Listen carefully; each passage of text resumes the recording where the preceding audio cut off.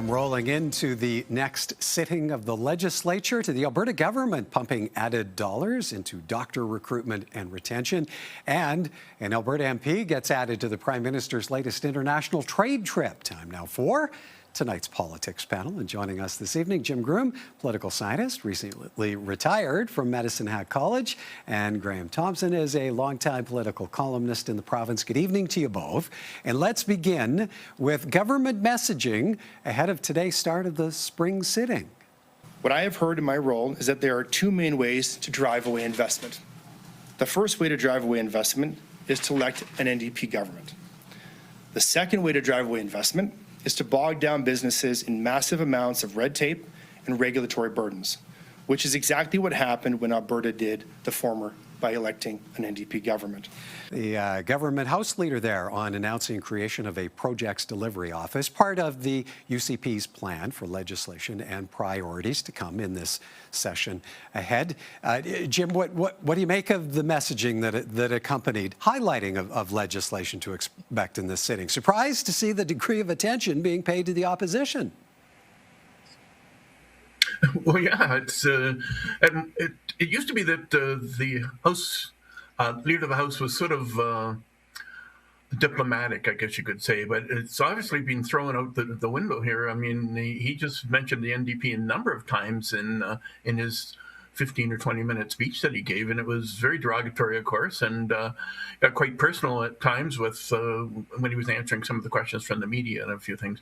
And I was a little surprised at that. I mean, we know that partisan politics is a big thing now, but it used to be a standard that was maintained by House leaders that was kind of over and above, because the House leader really has to coordinate with the other parties in order to let things go smoothly through the legislature. But that doesn't seem to be a priority here anymore. Graham, you listened in as well on the government House Leaders News Conference this morning. What stands out for you where priorities or new legislation concern? Yeah, well, I agree with Jim. The fact that they mentioned the opposition, like Peter Lougheed back in the day, just ignored the opposition. Of course, it's a bigger opposition today. It's the largest opposition in Alberta history. But some of the things they're talking about in this session going forward, reducing more interprovincial trade. So in other words, encouraging interprovincial trade, removing the barriers to that. That's something they've been talking about now for all of last year. The federal government's done its part to reduce the trade barriers, and the provinces are trying to do their part. It sounds easy. Let's just remove all the trade barriers across the country. But there's a lot of stuff going on behind the scenes in terms of, for example, alcohol. The provinces will never actually give free trade between provinces to alcohol at a commercial level, because the provinces all make a lot of money off that.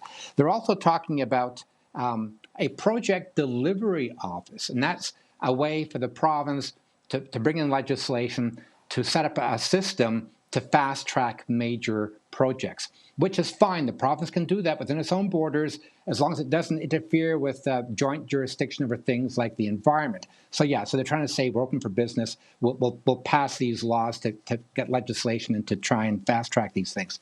More control over immigration. That's a really interesting one because, of course, the Premier last week in her speech talking about a referendum, 5 questions dealing with potentially limiting social government services to certain kinds of immigrants.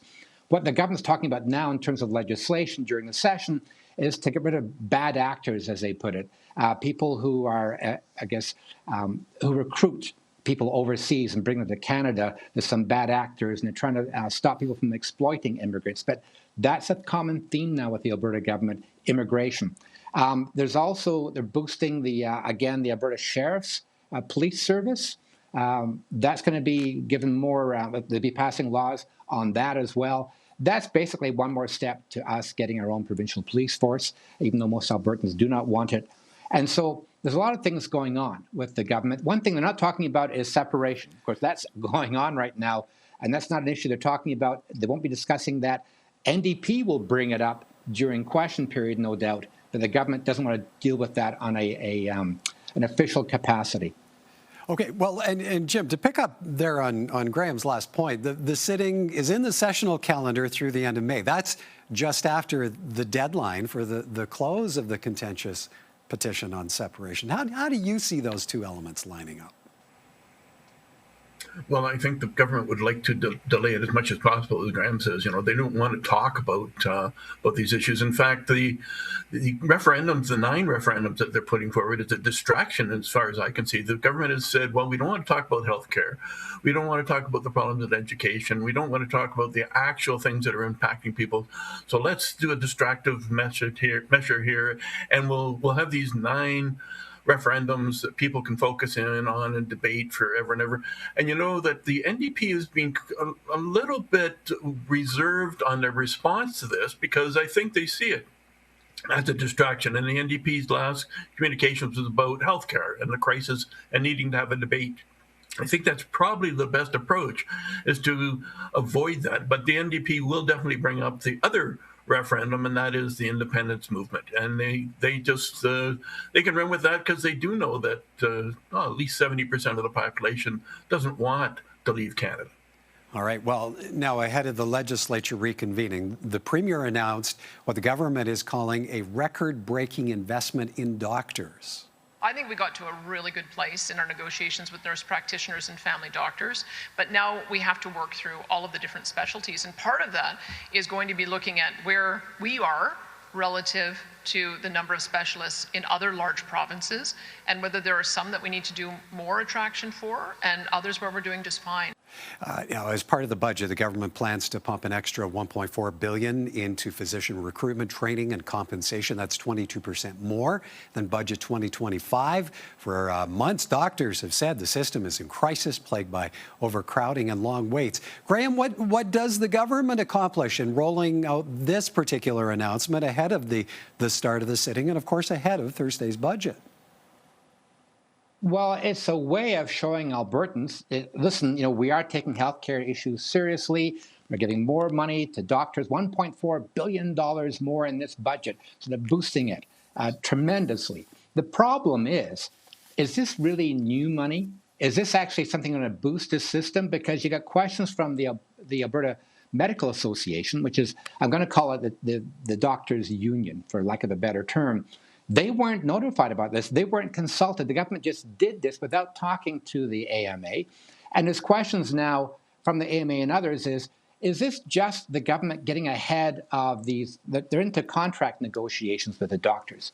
And so they'll be spending more money on doctors regardless because of this new contract coming up. So the question is this really new money? Is this something they're doing above and beyond what we think is going to be the contract outcome? So the question right now is that are they really spending more money than they would have to spend to give doctors a new contract, or is this something actually above and beyond that? And that's not clear. Jim, the NDP heading into the start of the sitting today, renewing the call for an emergency debate on healthcare. How much wind do you see this big dollar announcement for doctors taking out of the sails of the opposition? Well, it's only going to go so far. And I think the Angus Reid report that's indicated that Alberta and Ontario were the only 2 jurisdictions in Canada that still had fewer doctors than they did 10 years ago. So we can finally realize that we're bankrupt and the system is broken, but we're just doing patchwork at this point. And I think the fact that they're setting the table a little bit for the negotiations coming up in March with the doctors is to help grease the skids a little bit so that the doctors are feeling like something is being done, but it is, I would suggest too little too late. All right. Time for us to take a bit of a break. But when we come back, Canadian efforts to carve out new trade partnerships. More from our politics panel in a moment. Welcome back. With the Prime Minister set to embark this week on a 9-day international trade trip to India, Australia, and Japan, it came word today an Alberta MP will join the government delegation. Former Edmonton Conservative MP Matt Jeneroux landed in the headlines last week when he crossed the floor to the governing Liberals, that despite announcing in November that he would resign. Now, in joining the government benches, the Prime Minister said Jeneroux would take on the role of special advisor on economic and security partnerships. So, Jim, let's maybe start quick there on Matt Jeneroux. Surprised to see a floor crosser being tapped so early for such a high-profile trade mission. I don't want to be too skeptical here, of course, Michael, but I think it's pretty clear that the Prime Minister still wants to recruit some more Conservatives. He wants to attract some more folks across the floor so that they can join the Liberals and he can get a majority government. They have some by-elections coming up that are going to impact on that, but he'd like to recruit a few more folks. But so showing that there's a room here for you, that there's a voice to be had, couldn't it be better than to take the brand new member on a world tour with you to actually demonstrate his, he is a competent member, but also to demonstrate his impact, that he is going to have a voice in the Liberal Party.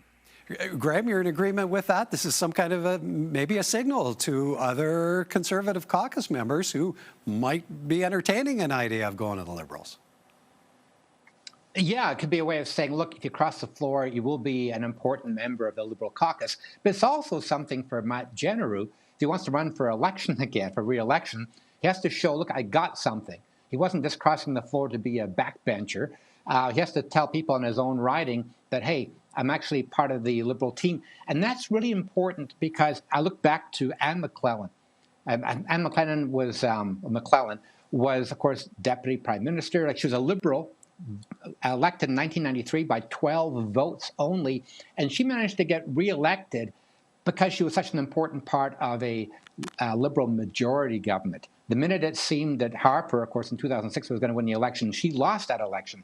So Albertans will take on a Liberal if the Liberal is seen to be part of an important voice in a majority government. So we'll see what happens next election if Matt Jeneroux wants to win. So you had to get something, some sort of high-profile thing. They couldn't just give him, of course, a cabinet post. That'd be unseemly. They can give him something like this, and they can work his way up. And we'll see what actually happens the next step for him if they attract more people from the Conservatives, but also what rewards do they give them, and what reward do they give Matt Jeneroux in particular, because, of course, he's from Alberta. Jim, now we heard from the Canada West Foundation's Gary Marr off the top. What do you see hinging on this particular trade junket to India, Australia, and Japan? Should Canadians expect the PM and this entourage to deliver? Yes, and if they don't deliver, of course, then Carney is going to take it on the chin a little bit there. But, Trump, with his 19th century tariffs, has driven everybody away from the Americans and forced them to go to other markets, which maybe is the best thing for Canada, to find other markets. Even though we still have 75% of our trade with the Americans, we do have to diversify. We do have to find other areas. One of the things that does take it on the chin a little bit here too, though, is our concern for human rights. We put the economic aspect first and our human rights second at this stage, and it makes it a little bit uncomfortable for Canadians, because we like to think that we do have a higher standard when it comes to the human rights considerations. Graham, where the Indian leg of the trip is concerned, the premiers of Saskatchewan and New Brunswick taking part. Scott Moe, again, on another delegation. Surprised not to see anyone from the Smith government being named? Well, I don't think they want to give a lot of support to the Liberals, within reason, that they're very much tied to the idea of the MOU for the pipeline. But I think that when it comes to these trade missions, what will they achieve? And a lot of stuff goes on behind the scenes in terms of getting something together. It's not just a case that they show up like unannounced, hey, let's get a deal or something. They will be working behind the scenes even before this trade mission goes ahead. And they're careful, of course, never to overestimate any sort of success. But if they get anything out of this, it's something that's been spending weeks working towards. And you're right, Jim's right, you just can't come back with nothing. You have to have something, and not just an MOU. You need something concrete. So I think they're going there with the understanding probably they have some sort of deal already almost worked out. They just need to sign it. It's an issue, though, when it comes to, of course, Jim mentioned human rights when it comes to India. But hey, listen, we got a trade deal with China. And we've been forced to look for other partners other than the U.S. because of Donald Trump. Jim, the last 30 seconds to you. How much did you see that U.S. Supreme Court ruling on Trump tariffs factoring into any or all of the discussions on this trade trip?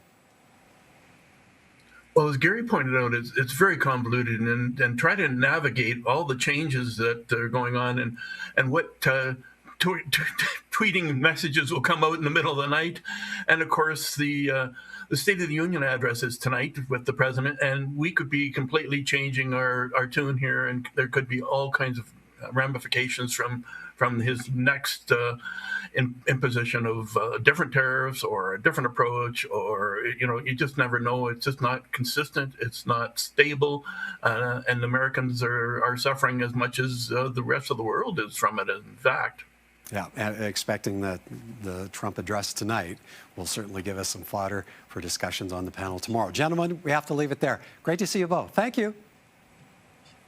You're welcome. Thanks, Michael. Thanks.